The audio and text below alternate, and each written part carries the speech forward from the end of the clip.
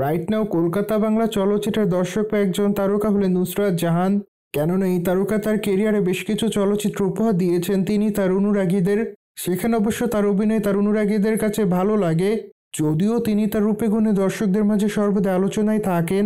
ঠিক এই জন্য অবশ্য দর্শকদের মাঝে ভালোবাসা অর্জন করেন এই তারকা সর্বদাই। মোরওভার এই তারকাকে সর্বদাই সোশ্যাল মিডিয়ায় সক্রিয় দেখা যায়। সেখানে অবশ্য প্রতিদিনের আপডেট শেয়ার করেন এই তারকা, কিন্তু মাঝে মাঝে খোলামেলা পোশাকের ছবিও শেয়ার করেন। ঠিক এই জন্য অবশ্য আলোচনায় দেখা যায় এই তারকাকে, যদিও যাই হোক সে সকল আলোচনাকে এই তারকা সেভাবে গ্রহণ করে না। সুতরাং কলকাতা বাংলার এই তারকা তার ইচ্ছামতো ছবি সোশ্যাল মিডিয়ায় শেয়ার করেন।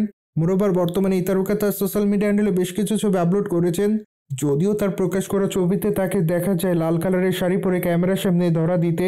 মূলত বাঁধা চুল হালকা মেকআপে তাকে দেখতে অনেকটা সুন্দরী লাগে, যদিও তার সঙ্গে মানানসই অলংকার দেখা যায়। ঠিক এই জন্যই তার প্রকাশ করা ছবির কমেন্ট বক্সে অনেকে তাকে সুন্দরী বলে দাবি করেন। মোরওভার অনেকে আবার তাকে কিসের ইমোজি দেয়। মূলত অনেকে আবার তাকে বিউটি কুইন বলে দাবি করেন, যদিও আবার অনেকে তাকে গ্ল্যামার গার্ল বলে উল্লেখ করেন। ঠিক আবার অনেকে লিখেছে তোমাকে শাড়িতে অনেক সুন্দর দেখাচ্ছে। মূলত অনেকে আবার তার রূপের প্রশংসা করেন। বাই বর্তমানে নুসরাত জাহানের হাতে বেশ কিছু চলচ্চিত্রের কাজ আছে।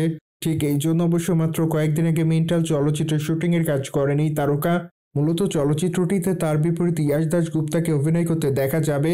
মোরওভার আগামীতে নুসরাত জাহানকে দেখা যাবে শিকার চলচ্চিত্রে, যদিও চলচ্চিত্রের শুটিংয়ের কাজ ইতিমধ্যে শেষ করা হয়েছে।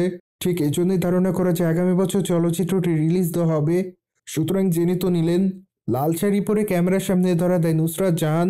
মূলত বিষয়টি নিয়ে যদি আপনাদের কোনো মতামত থাকে তাহলে অবশ্যই আমাদের কমেন্ট বক্সে জানাতে ভুলবেন না। মোরওভার চ্যানেলটিকে সাবস্ক্রাইব করে আমাদের সাথেই থাকুন।